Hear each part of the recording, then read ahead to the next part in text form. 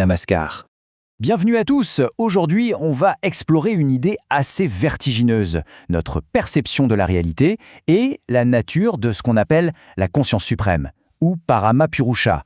On va un peu tout remettre en question, à commencer par cette interrogation: le monde que l'on perçoit est-il vraiment à l'extérieur de nous? Alors, allons-y, plongeons directement dans le vif du sujet. Notre première partie s'intitule « Le monde à l'intérieur de l'esprit ». On a souvent l'impression que voir le monde, c'est simple, c'est direct. Mais comme on va le voir, la réalité est bien plus surprenante que ça. Prenons un exemple tout bête, voir une fleur. On pense voir l'objet lui-même, n'est-ce pas? Eh bien, en réalité, tout le processus est interne. Ce sont les ondes lumineuses de la fleur qui entrent dans notre œil, puis le nerf optique envoie un signal au cerveau, et c'est notre cerveau qui, à la fin, crée une image mentale de la fleur. Donc, au bout du compte, on ne voit jamais la fleur réelle. On ne voit que la copie qui existe dans notre propre esprit. C'est une idée vraiment profonde. Comme la source le souligne ici, notre contact avec le monde n'est jamais vraiment physique, il est psychique. Chaque sensation, chaque image, chaque son, tout ça, ce ne sont que des vibrations interprétées à l'intérieur de nous. Notre existence, au fond, est beaucoup plus psychique que physique. Et ça nous amène à une distinction qui est absolument cruciale. Il y a en fait deux manières pour l'esprit d'interagir avec la réalité. On peut imaginer ça comme une rue à double sens. D'ailleurs, si cette exploration de la conscience vous plaît, pensez à aimer la vidéo et à vous abonner à la chaîne pour continuer à recevoir des contenus similaires. D'un côté, on a ce qu'on appelle la voie extro-interne. C'est notre perception de tous les jours, la perception standard. L'information vient du monde extérieur pour créer une image en nous. Mais de l'autre côté, il y a la voie intro-externe. Et là, c'est le processus inverse. Une pensée qui naît dans notre esprit est projetée vers l'extérieur au point de paraître réelle. C'est ce qu'on appelle une hallucination positive. Imaginez un instant pouvoir créer un éléphant dans votre esprit. Pas juste une image floue, mais une projection mentale si puissante que non seulement vous le voyez, mais que les autres autour peuvent le voir aussi. L'esprit vient de projeter une réalité là où il n'y avait rien. Et puis il y a le contraire, l'hallucination négative. Cette fois, un éléphant est bien présent, il est bien réel. Mais le pouvoir de l'esprit est tel qu'il peut carrément effacer sa présence, le rendre invisible à notre perception. Quelque chose de réel est alors perçu comme n'existant pas du tout. Donc pour nous, il y a un monde interne et un monde externe. Mais alors qu'en est-il pour la conscience suprême, Paramapurusha? C'est là que la perspective change du tout au tout. Pour Paramapurusha, cette distinction entre intérieur et extérieur n'a aucun sens.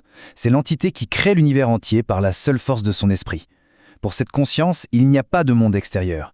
L'univers tout entier n'est qu'une pensée, une immense création interne. La frontière s'effondre complètement. Essayons de bien comprendre ce que ça implique. Ce que nous, on perçoit comme l'immense, le très réel océan Pacifique, eh bien pour Paramapurusha, ce n'est rien de plus qu'une pensée qui flotte dans son esprit infini.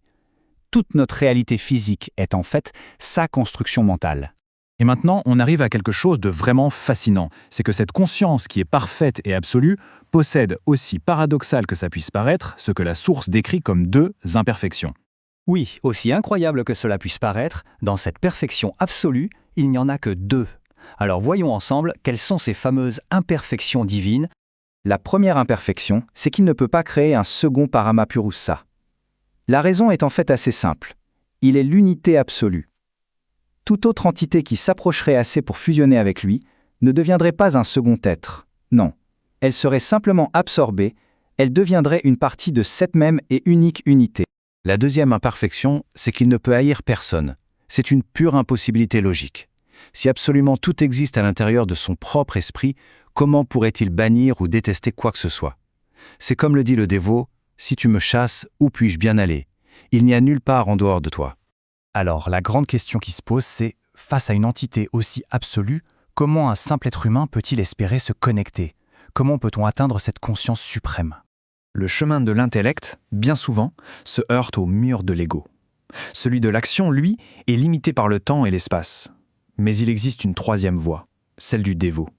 Une voie beaucoup plus directe, qui ne repose que sur l'amour et un abandon total. Et là, on arrive à une idée d'une beauté poétique absolument incroyable. Le dévot comprend que l'amour de Paramapurusha pour ses fidèles est si grand que son propre esprit leur est, en quelque sorte, offert. On pourrait dire que le dévot a volé l'esprit du divin, non pas par la force, mais par l'amour. C'est ici que se révèle toute l'intelligence suprême du dévot. Son raisonnement est le suivant. Si l'esprit de Paramapurusha a été pris, alors l'entité la plus complète qui soit connaît soudain un manque. Le seul manque qu'il puisse avoir, son propre esprit, qui est maintenant avec ses dévots. L'offrande ultime du dévot devient alors d'une logique implacable. Puisque ton esprit a été pris par amour pour nous, alors, en retour, prends le mien. Fais-le pour qu'il n'y ait plus aucun manque en toi.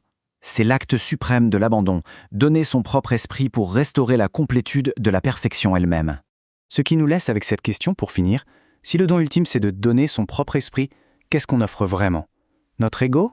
Notre identité? Le sentiment même d'être séparé? La réponse sans doute se trouve au cœur de cet acte d'amour absolu. Namaskar.